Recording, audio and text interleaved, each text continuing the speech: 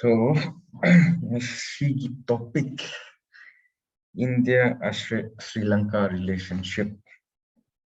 Sri Lanka's only neighbor is India, us. So let's look at the relationship that we have with India and Sri Lanka. So I'm still using the old map just for representation.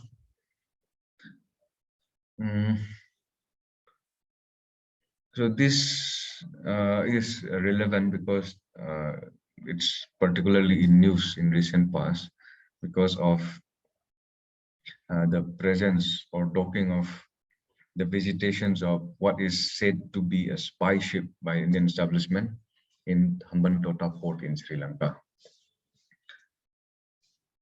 And the current turmoil in Sri Lanka.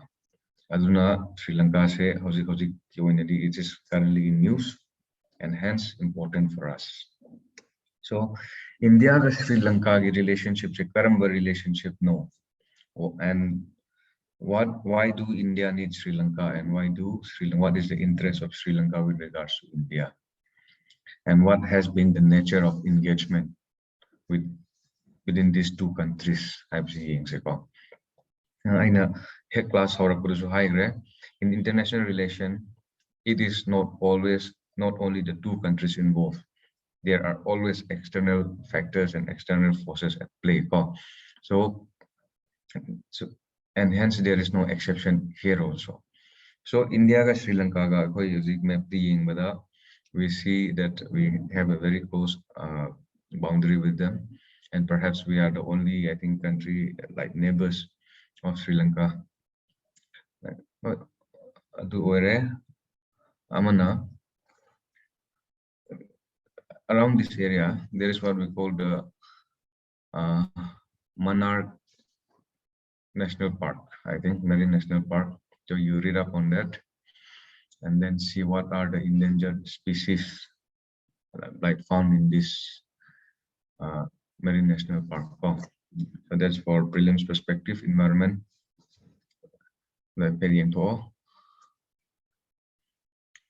So we are separated by a small strait, right? The strait of Park, what we call the Park Strait. So India and Sri Lanka, so we have a relationship going back thousands of years ago. So some historians would say that the relationship is as old as history itself. If we look at the population of Sri Lanka also, so the migration towards Sri Lanka is through the Indian subcontinent, but that is not of very much important to us. But what is important to us is to understand the demography of Sri Lanka. That has been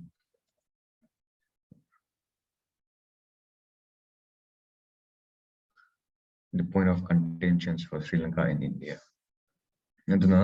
So Sri Lanka, there are two major demographic groups, Malays and the Tamils. So they roughly 75% go. See Tamils mark the Anile go.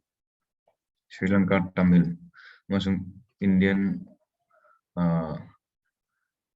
origin Tamil ko Indian Tamil hai group Anile. Simoina they roughly constitute around 11%. Was 4% gumufawdi around 4% ko.Asi group Anisile, but they were the minority Tamils. So Sri Lanka, the demography of Sri Lanka, why do I differentiate between the Sri Lankan Tamils and Indian Tamils? Because the Sri Lankan Tamils, they were there in this in the landmass of what we now know as Sri Lanka since thousands and thousands of years ago. Jaffna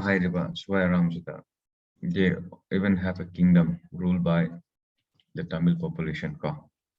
Indian Tamil side of parties These are the groups which are being starting from 19th century indentured labor oina British ki matamda Sri Lanka da pukiba or Sri Lanka da migrate tawkiba si party se asi one kon Indian Tamil hairibse ko aduga India ga Sri Lanka gi relationship sida what are the strategic interests of India and what are the issues and what is the evolving trend. As we progress with our class, we will all go into that.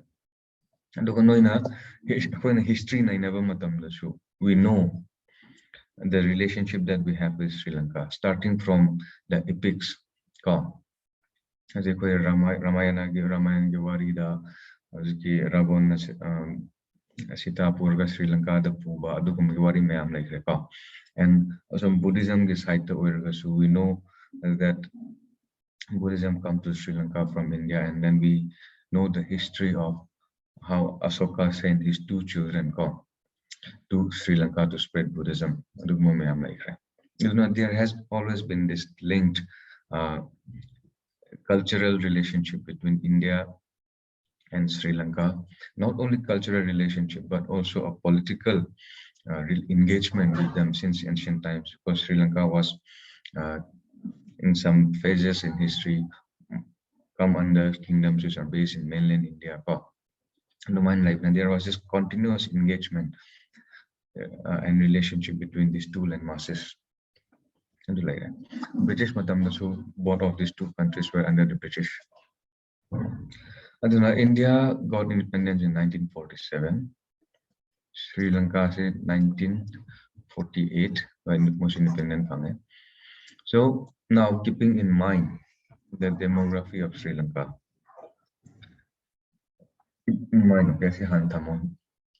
but before going to that, let us first see what is India's interest in Sri Lanka. India's interest, first is the geographical location of Sri Lanka. It is very close to us. It is a southern boundaries, southern neighbors, and we cannot afford to neglect them, right? And the strategic location of Sri Lanka. Sri Lanka is located very close to what we call the sea line of communication. Whatever is passing through the Indian Ocean passes through the sea line of communication, which is very close, passes close to Sri Lanka. Indian Ocean, the importance I mentioned the importance of Indian Ocean in our previous classes, but nevertheless, I will just revise again. So now the Indian Ocean is becoming a now geopolitical hotspot. It has become a playground where everyone wants to have a say, wants to be a part of it. The growing dependent, like it has been the growing economy in the East, Asian countries is growing economy, and then also the region of major fossil fuels in production centers, like that. And if we look at the world economy also, the countries around this Indian Oceans and in Eastern region is rising. Say, for example, India, Bangladesh, China, and Asian countries. And then we have major economies like Korea and Japan in our Far East. And Indian Ocean is the link connecting all these regions. So fossil oil will go from here, West Asia, to Japan or Korea or any Asian countries through the Indian Ocean. And then any goods manufactured will also passes through this land only. So like the majority of world trade and energy trade is been going on through the Indian Ocean. That is one of the important factor, perhaps one of the most important. And other one is the rising powers in the region, the growing contest between China and United States of America. So Adugi context, the Indian Ocean becomes very important. Why? Because we can well say that whoever controls the Indian Ocean has a huge say in world affairs. Or we can well say control, like if we look at sea power theory, so whoever controls the seas, control the world. The point I'm stressing here is the importance of Indian Ocean. And Sri Lanka is located in the sea, very close to the sea line of communication, where all these merchant ships passes from. And like that.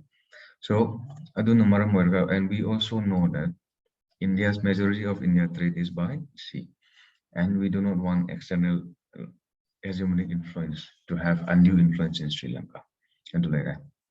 And on the other side of it, if we look at the coast of India, we have coast on both sides, perhaps on three sides, called east, west, south. So our navy will not operate only on this side, nor only on this side, right? So there is a need for our navy to transit from east to west, and for that we have to take a round trip of Sri Lanka. So these are some of the strategic importance of Sri Lanka to India, and economy-wise also. Until recently, I think India was the main trading partners of Sri Lanka. Until like that. So seeing some of the importance of Sri Lanka in India, and on top of that, I know the demographic profile of Sri Lanka, the presence of Tamils, Indian origin Tamils in Sri Lanka. So starting from 1948, India and Sri Lanka relationships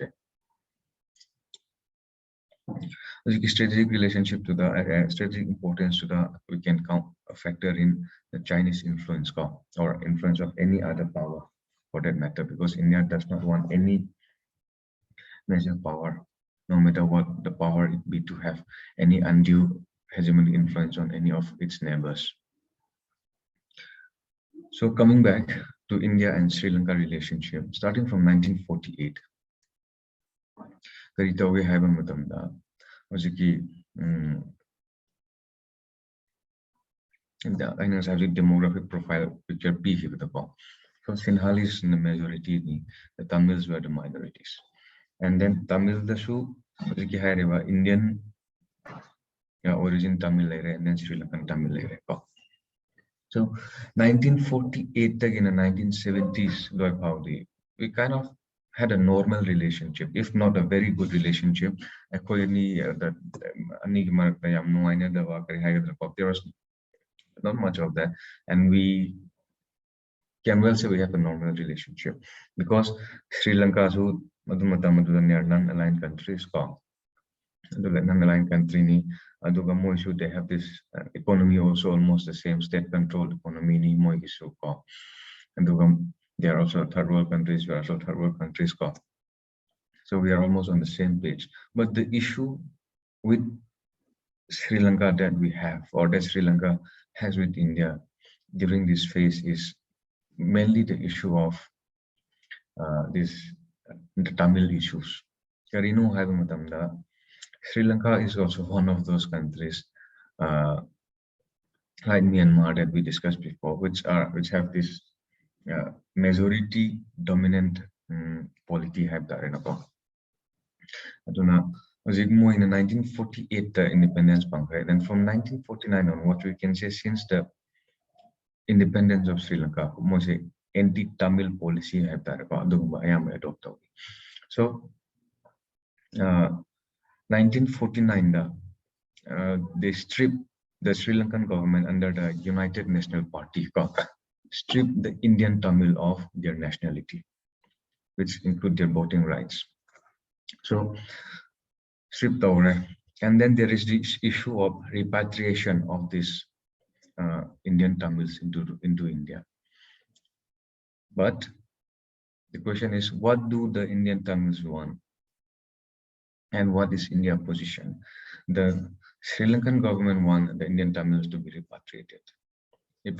My pronunciation may be wrong. But India does not want repatriation of its Indian origin Tamils in all totality. We know I want to take one class on soft power and then Indian diaspora. We will see how influential and widespread our diaspora is. imagine a situation if we started accepting repatriation of all people of Indian origin across the globe. What would be the situation? It would be disastrous, right? Myanmar, Sri Lanka, Maldives, wherever we are. So it's going to be a big issue for us, and also not a wise one. So keeping that in mind, India is reluctant on its part on this issue of repatriation. But nevertheless, uh, the Tamil population, we know that India is Sri Lanka, area, northern and eastern. The Indian Tamils are mostly there in the central highlands. So it is an ethnic issue. Aduna, there is a lot of emotions and sentiments and sensitivities involved in this call. Aduna India, so we cannot say that like we will not take back. So high be adaba. Adu amaro side amarom dana. Madu do the yaruragana amo. What would be like what precedent would it set towards Indian origin ethnic minorities in the rest of the world? Adu kumuli concerns India than Myanmar. But as far as Sri Lanka is concerned, their policies has been anti-Tamils and majority Sinhalese dominant politica. Like that. So this has been a source of concern and issues with India and Sri Lanka in its relationship, we can say till 1970s. So, Masigishida Moina in 1956, I think, official Sri Lanka Sinhalese was made the only official language of Sri Lanka. And Sri Lanka is a unitary state, or not like us. Unitary state says Sinhalese and dominated Olva, and then anti-Tamil policies like and then Indian Tamil origin Indian nationality stripped over voting rights. If voting rights is gone, means almost like you become a stateless citizen. Sinhalese only language policy called 1956. Sinhalese was the only official language. Called English Sinhalese, English folk Sinhalese was made the only official language, and then Tamil language they totally neglected. It becomes more and more difficult for the Tamils, both Indian origin Tamils and the Sri Lankan Tamils, even to get a government job. The policy of discrimination. On top of that, official policy there were many riots in Sri Lanka against the minorities. This has been the recurrent theme in Sri Lankan politics. So, in 1960s, we started like negotiating with Sri Lanka on this citizenship issues, repatriation, and things like that. So one of the important accord with regard to this is the Srinovo Indira Accord. Srinovo Indira Accord. Masigi Accord Sida, we agreed to expatriate certain number of Indian Tamils into India, and also like the others were also given Sri Lankan citizenship. So these were the kind of dealings that India had with Sri Lanka during this phase. And then the discrimination layer. So since the 70s, late 70s, 80s, so how long can this discrimination go on? So they are the population, the demography, so they were like Sinhalese would be around 74, 75 population, and the largest ethnic minorities is the Tamils. So Muishu, they started a movement first under Tamil United Liberation Front for the Tamil state, and then perhaps this was overshadowed by LTTE, Liberation Tamil Tiger Ilam, LTTE, founded by Prabhakaran. We no overtake the war. So this is an extreme violent movement. Movement. So now we will come to the second phase of engagement with India and Sri Lanka. So masida some discrimination there was pressure on side of India also. There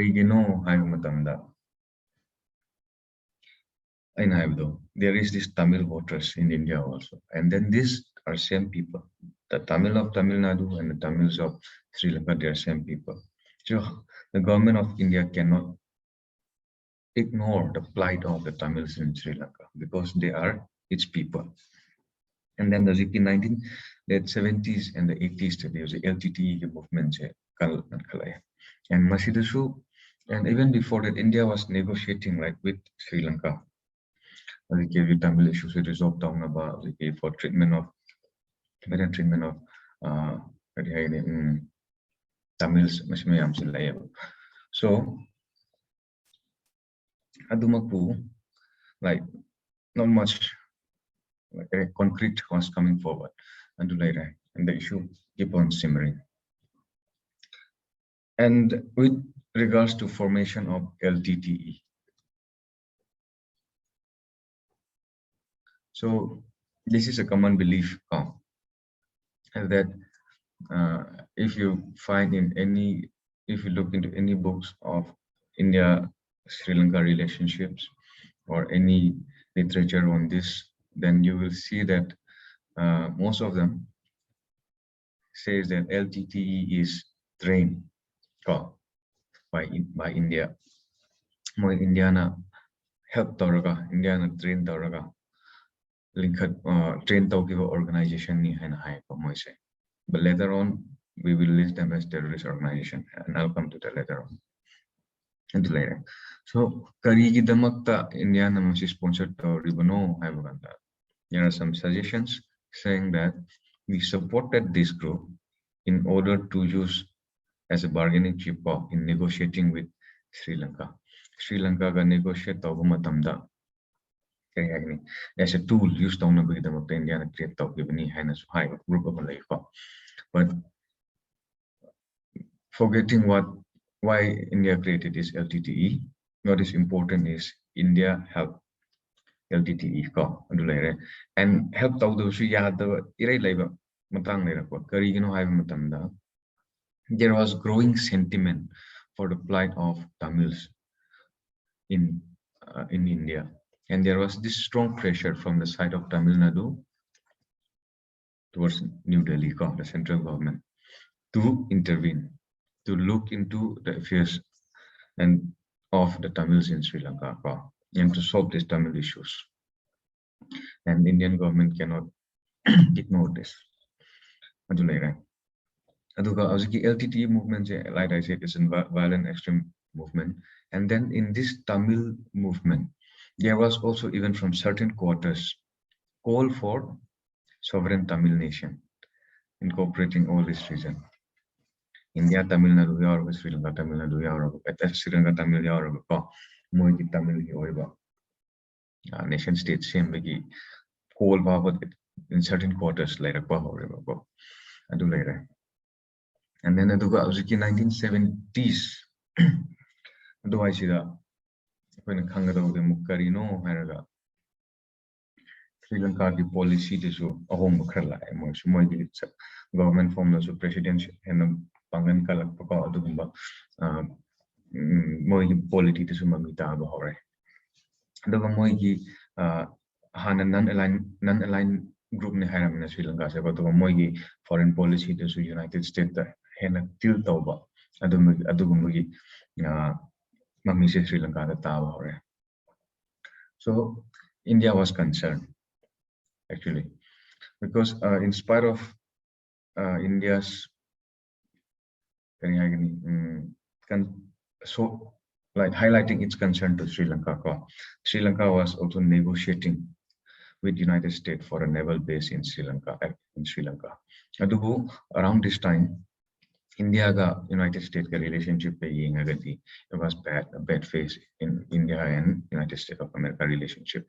1971 war they were siding with Pakistan, and I think they even sent their uh, naval ships. I think it was a carrier, or I'm not very sure, but they did send a naval forces towards India, and USSR has to also send USSR also intervene, send their own naval fleet uh, in aid of India. And then we kind of, let's say, counterbalance United States in the Indian Ocean. And like and then India's nuclear place. Like we do not want United States naval presence and naval base in Sri Lanka. And you will understand in a very short while why this United States come, like why I'm bringing in these stories of United States in Sri Lanka. Aduguma factor may have 1970s tapa. Aduda, as you can 1980s to the LTT movements so Adumai no Kushida, like in around even in 1980s, India was trying to intervene and negotiate, offer to negotiate between the LTTEs and the Sri Lankan government on these Tamil issues. It does not bear fruit. So in 1986-87, though I think it is Sri Lanka, they started adopting an aggressive posture. They tried to bring military solution to these Tamil issues, to LTTE problems. So military operation launched over and there was this refugee crisis, refugees into India, and there was violence in this region. I don't know. Like I said, the same people. So there was pressure on Indian central government to do something, and Indian government cannot afford to ignore it, the interest of its own citizens. And I think DMK during that time, Tamil Nadu is also like having a huge say in Indian politics. And Sri Lanka military solution purak number 1986-87 asida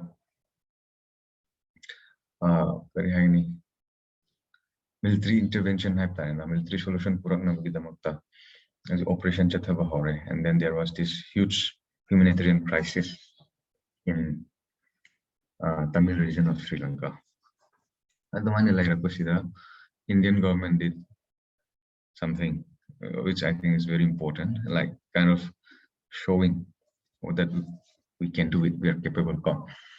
June 1987, we airdrop humanitarian aid. Indian Air Force cross Sri Lankan airspace, and we drop humanitarian aid around this region. We keep northern and eastern kind of Sri Lanka this Tamil region. The food aid we airdrop it. So it is kind of messaging also that we are invested in Tamil issues in Sri Lanka, and also that we are capable. So if we look at militarily, it will not be very difficult for India to blockade Sri Lanka, either by air or either by sea. What is this? Okay. So it is kind of messaging also from the side of India, and also showing that we are invested in Tamils in Tamil issue in Sri Lanka. So in 1957, India and Sri Lanka signed one important agreement. So what is that agreement? India, Sri Lanka Accord India Sri Lanka Accord 1987. So I'll highlight some of the important points of this accord. Masigi Accord, there is this clause which talk about devolution of power. Masida like land, police, finance, Tamil Singi province and then recognition of Tamil nationality and then also the provision for military mediation by India in these Tamil issues and also Tamil as an official language of Sri Lanka. So Masigi Accord ki tungda shortly India sent its Indian peacekeeping force in Sri Lanka. So Masigi Accord ki matung inadi kari tawdaguno hairaga. India will intervene, will mediate, and Sri Lanka on its side will recognize Tamil as one of the official language and then the devolution of more powers to this to the Tamilians some of the important clause. And then on the side of the LTTE, they were to surrender their arms to Indian peacekeeping force, and the Sri Lankan armed forces which were in operation in the Tamil region were to go back to their barracks. So Indian peacekeeping force intervened tawraga masi mediation je purak na bagi attempt ni tawbirse.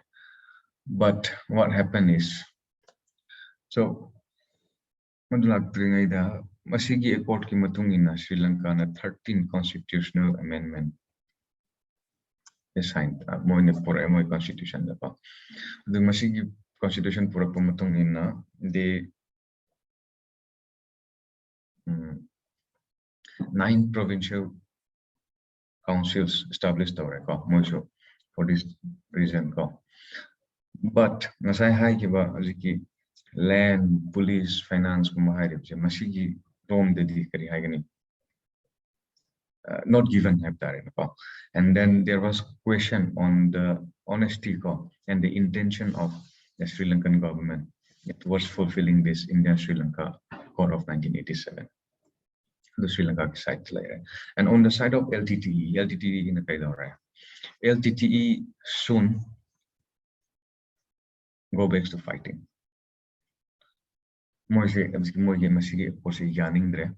Yanning there, and then they refuse to give up arms to Indian peacekeeping forces. So what end up is the Indian peacekeeping force end up fighting the LTTE in Sri Lanka, and over 1,000 Indian soldiers were killed in Sri Lanka. So it was kind of disaster for India. The intervention Japan. The question is, why do we even intervene in Sri Lanka militarily? So I say to this question, India was kind of it has to be have that in a way. You know, as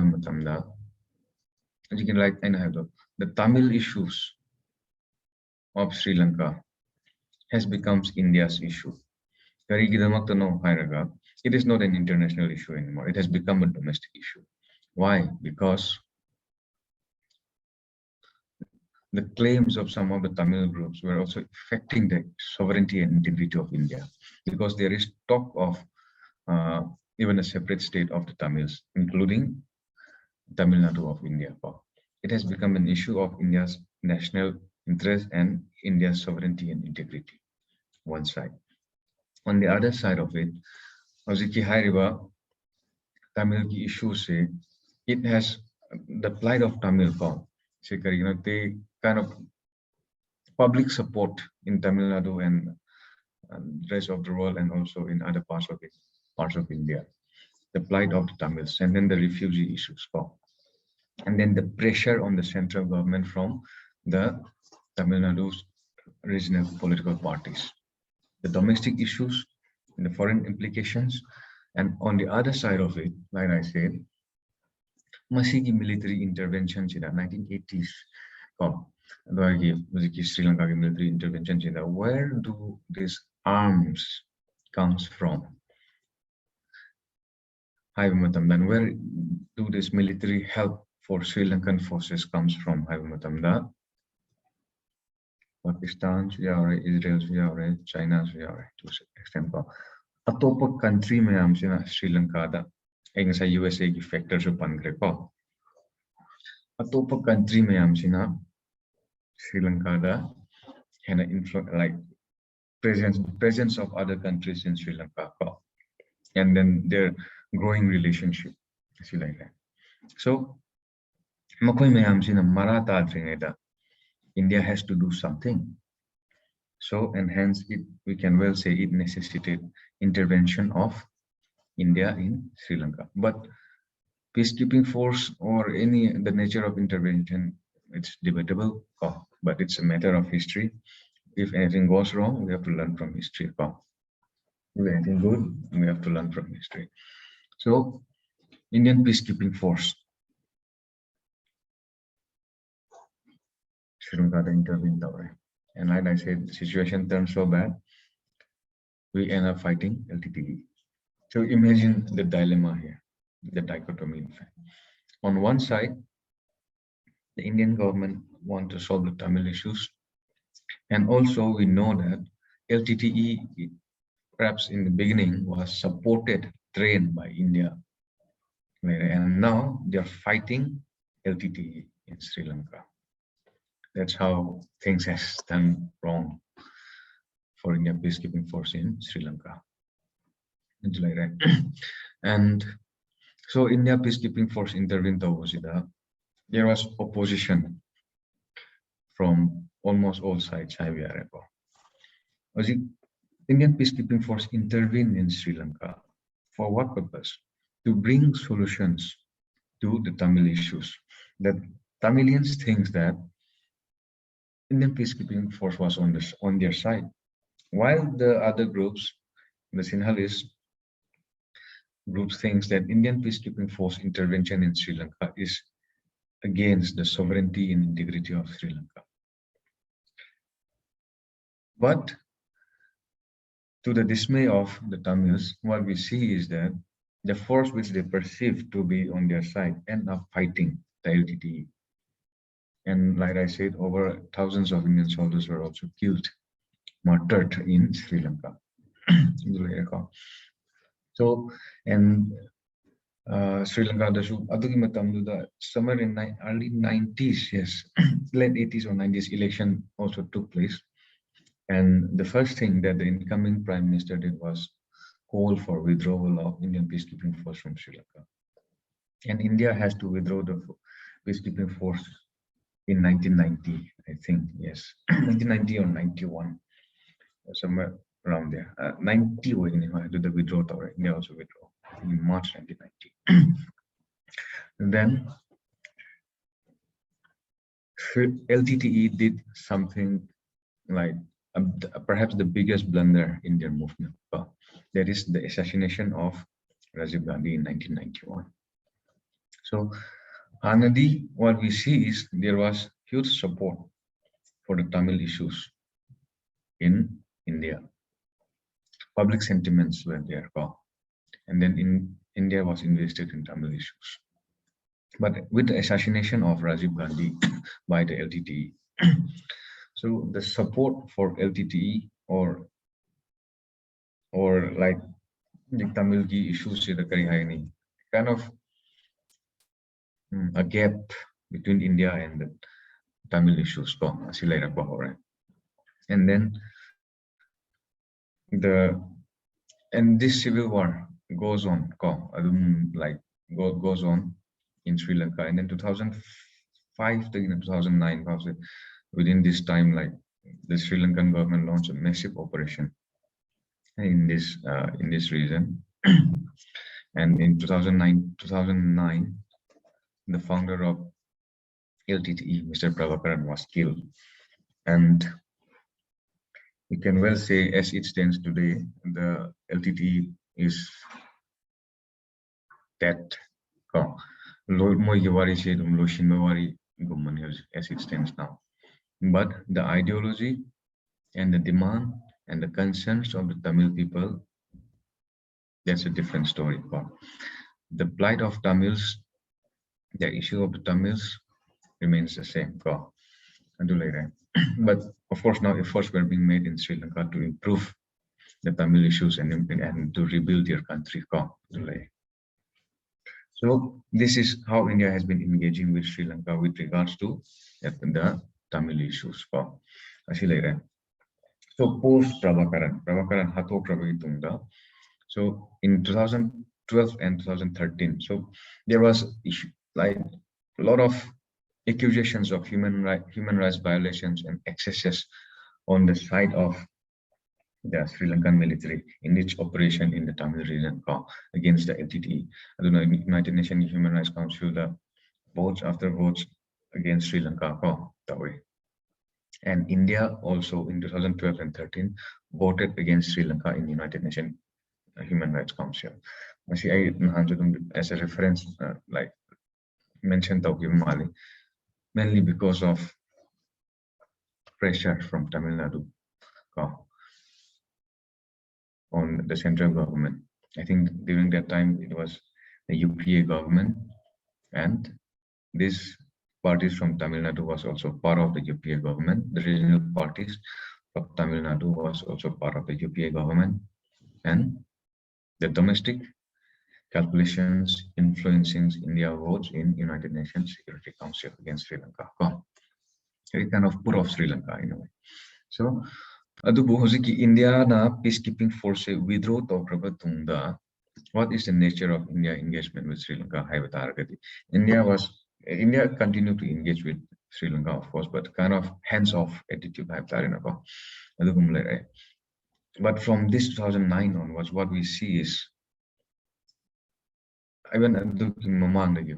increasing Chinese investments and influence in Sri Lanka. So, Hamban Dota port said China the list for 99 years low, and then the many projects of China in Sri Lanka, and then I think Sri Lanka has around 15% of Sri Lanka external debt is towards, I think, China. What we are seeing now is the result of what has been going on for past many decades. This is not the reason of nation creation, but this has been the result of decades ago. So Sri Lanka, the China engagement, all right, like since then it was going on since the past. And what we are seeing is increased engagement of Sri Lanka of China in Sri Lanka. So coming back to India and Sri Lanka issue. The first issue, main concern is the Tamil issue, which I just discussed now. Tamil issue later, but still now, India is not saying that we no more care about Tamils. No, India is still pushing like for inclusive, equal Sri Lanka, where Tamils were given their due, and the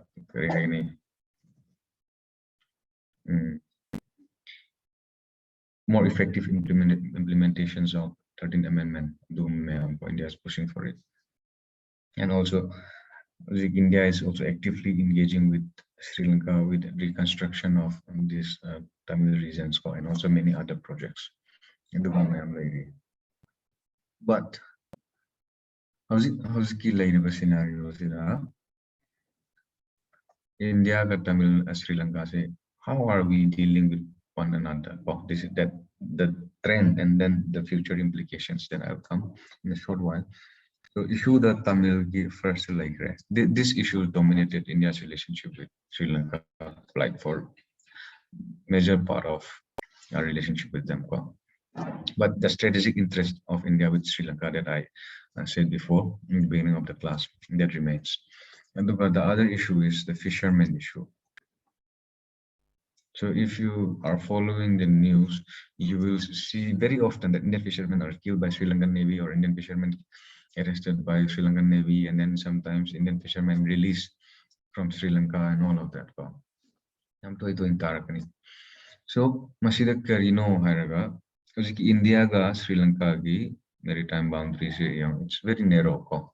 And then,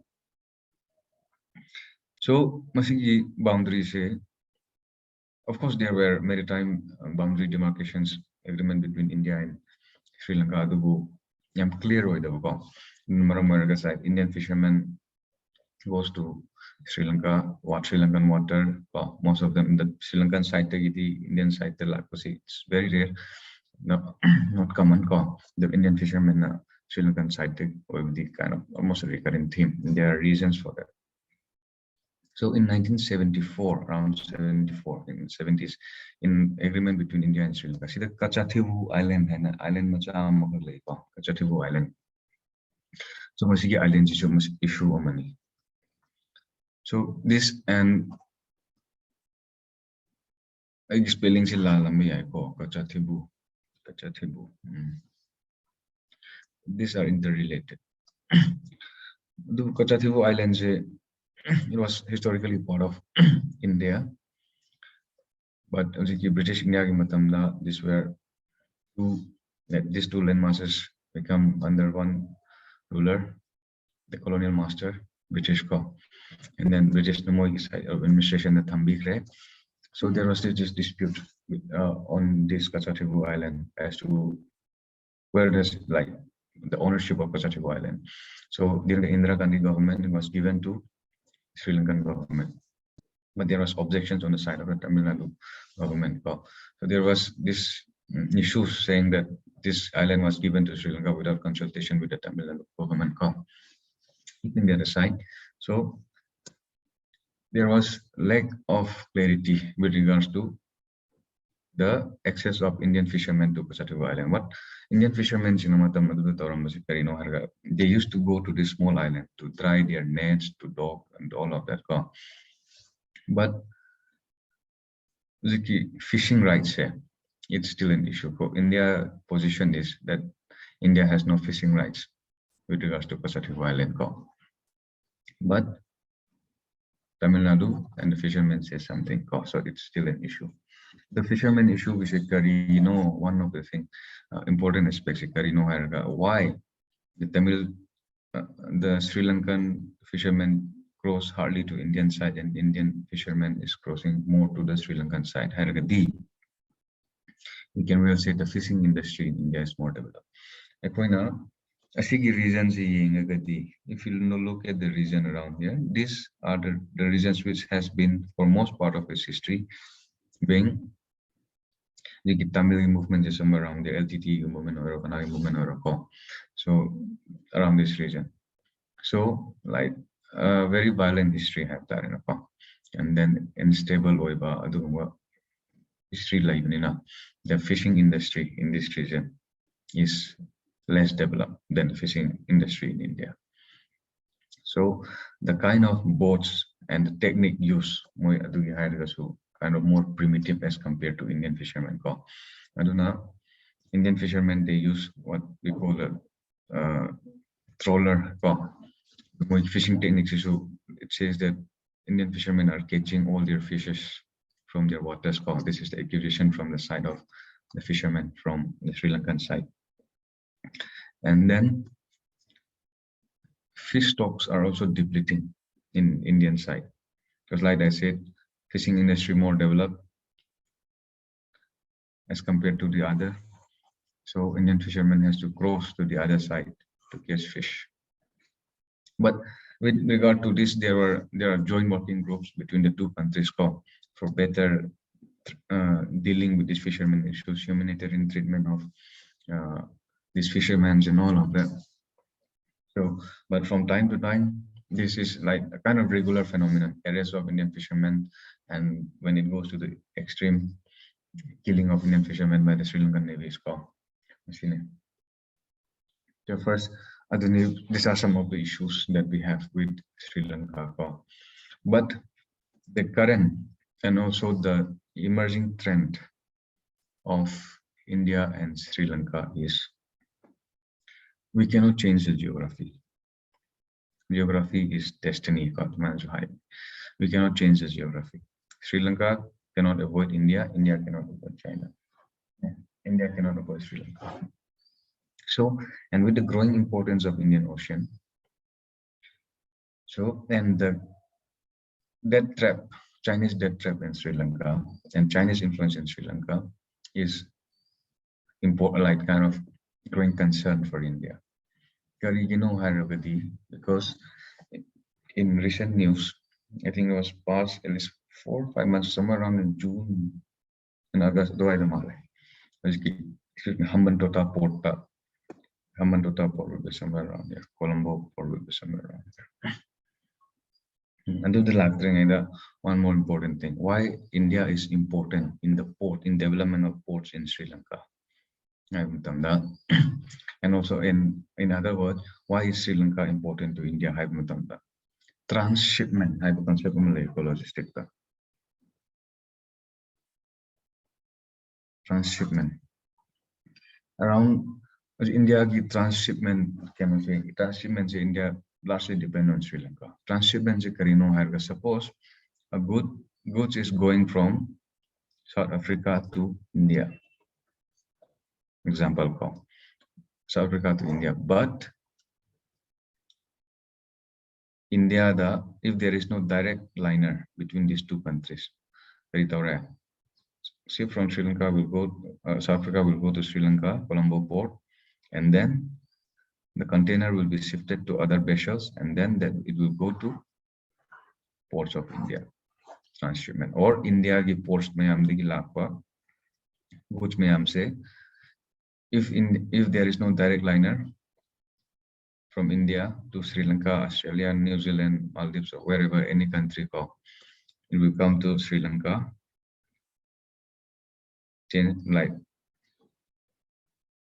exchange the container here to other ships, and then those ships will go to their destination. As in the idea of transshipment. And also there is this claim that the ports in Colombo is better suited for big vessels because it is deeper. So I think one shipping minister of Sri Lanka, it says that Indian ports cannot compete with Colombo port because of the depth of Colombo port. So what can you say, like the shipping content, like the ships are becoming bigger and bigger, right? So like it needs a port which can handle them. So the Colombo port perhaps is one of the most efficient and biggest port in the world in handling this kind of ships.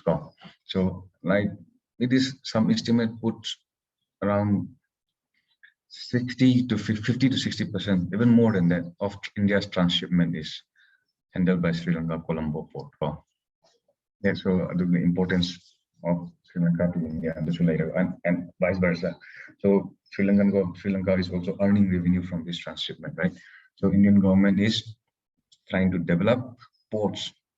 Also, the ports and transshipment port in India. So the Sri Lanka crisis, like you see that there are some reports and some articles in newspaper which is saying that this crisis in Sri Lanka leads to growth of transshipment in Indian port. So do later. So now coming to China factor in Sri Lanka. China Hambantota port, Chinese, what is said to be Chinese spy ship. Like visit to Hambantota port. Masida, there was hue and cry in India. So Sida, and there was also question raised with regard to India actions in dealing with Sri Lanka. We cannot expect Sri Lanka, Bangladesh, Nepal, Bhutan, Myanmar, or any of the countries for that matter to fight with us in our geostrategic and political games against Pakistan and Sri Lanka, Pakistan and China. what we have to remember is that they are also sovereign, independent nation. We cannot dictate our policies on them. So aduna India foreign policy circle or India engagement with Sri Lanka very.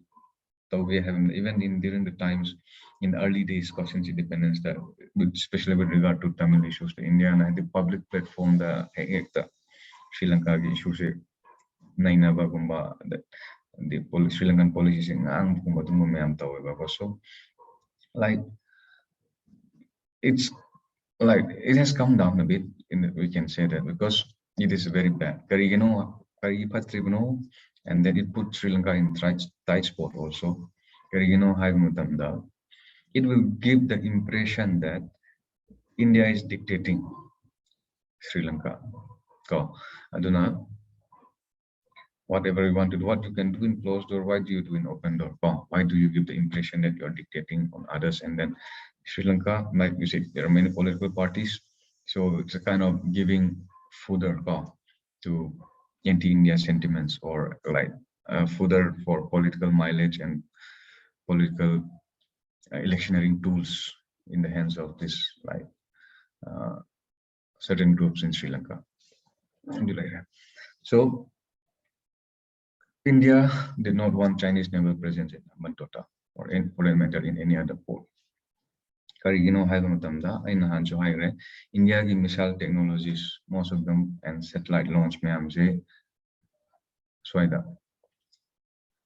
the east coast, on the Sri Abdul Kalam Island of Odisha coast.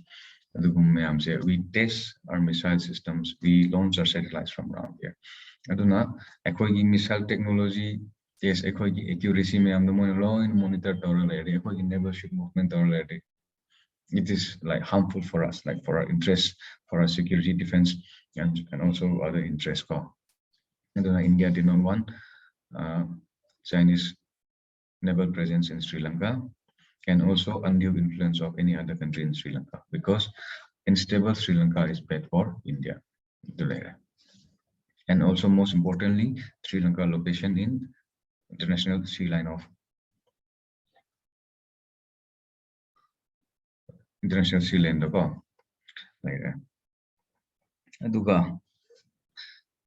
so Sri Lanka what they does with India is this has been the trend with almost all India's small neighbors to counterbalance India, or if India is they get the impression that India is ignoring them or India is working against their interests. What they do is they will always play the China factor or America factor or Pakistan factor. That has been the case with Sri Lanka also. And I think in India's dealing with all the South Asian small neighbors is that India has to recognize this aspect of its small neighbors, and then we cannot avoid it also. So we have to balance this. And also, other important aspect of all the South Asian neighbors is that India, they are also part of organization like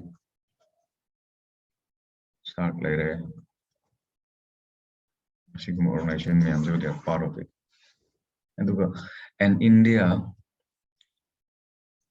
has to take a lead role in all this organization for more regional integration, for India to emerge as a regional power.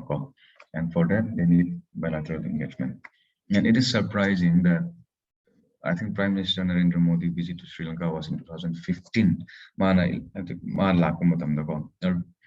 Minister Modi visit to Sri Lanka was, I think it was 28 years later from the last Prime Minister visit. So you look at that aspect and think about it with India engagement with its neighbors, India's neighborhood first policy. So it kind of gives an impression that we are ignoring our neighbors. So, but we are actively engaging with them now. So, as Sri Lanka stands today, and also this accusation from Sri Lankan side of Indian government intervention in Sri Lankan politics and even Sri Lanka elections. Like in certain point of time, the political parties or oppositions in Sri Lanka raised this accusation, but I think the latest one, the government, the housing crisis, but when they come to power, there was no accusation from Indian side towards India. And I think it is also Rajapaksa who made the statement that China is a trade partner, but India is our family relation type. So you reflect on that kind of statement. So it's kind of reflecting the nature of India and Tamil Nadu relation, India and Sri Lanka relationship. So India, India is fighting a war, an implicit kind of, let's not say war, but fighting for influence in Sri Lanka with China and other powers. So Sri Lanka is China, Shida Hamban Tota like that. I don't know. Trikomali hai Malaya, Shida port ko. Trikomali. Shida Malaya port. This India is trying to develop this port ko. If China develop go other port, and India develop Charbahar in Iran, Shida Sumai Kyo Hebra, Kyo Shida Malay, China port develop Tobacco. So India develops it by kind of competition. So Chinese influence is a great determinant of India's foreign policy now, or India engagement with its relation with its neighbor. So class, so if there is any need, the need, like any need which I felt in highlighting the kind of engagement India has culture, then I'll maybe perhaps do in a later part of the class, maybe tomorrow. But highlighting it now, just a summary. India is engaging with Sri Lanka culturally, right? Culturally, like we said, the Buddhism aspect can be there, and then the Tamil population in Sri Lanka, and then even in defense sector also, India is looking at Sri Lanka as a market of its defense product. And military exercise, India ga Sri Lanka ki military exercises next India investment in Sri Lanka in Magi port development and India is still like pushing for Tamil issues. It's still not out of the picture. India is still concerned with the Tamil issues. And pro-India government, pro-Chinese government. But if we look at the trend in Sri Lanka, there is nothing as pro-Sri Lanka or Chinese, pro-China. It is the same. What matters is national interest. Rosie Rajapaksa against the Potkavan Batu. I don't remember the name, but that particular prime minister who come to power defeating Rajapaksa in the previous election, like he was believed to be pro-India. Like he says that like he will scrap all the the deals with China and all of that, but nothing happened. What matters is national interest of the own country. So of course we can well say that it is good to have a friendly government in any of our neighbors, Sri Lanka, Bangladesh, or wherever it is. But what matters in international relation is the national interest of the particular country. Aduna India na hojik tawgodo karino, and what India is doing is India is trying to secure its national interest and its strategic interest in Sri Lanka. India and Sri Lanka has free trade agreement, and there are talks of SEPA between India and Sri Lanka. This is it. So we will continue our class tomorrow. So Aduna, like I said, please read up from any article, any coaching institute, it doesn't matter. India, Sri Lanka, international relation, read up every day. Class topic putting read up it will help you. And Manar National Park read up and then see what endangered species or what the specialty about this national park. These are homework for today. Then have a good day. Today I'll end the class. I have little work, some other work to do. So have a good day.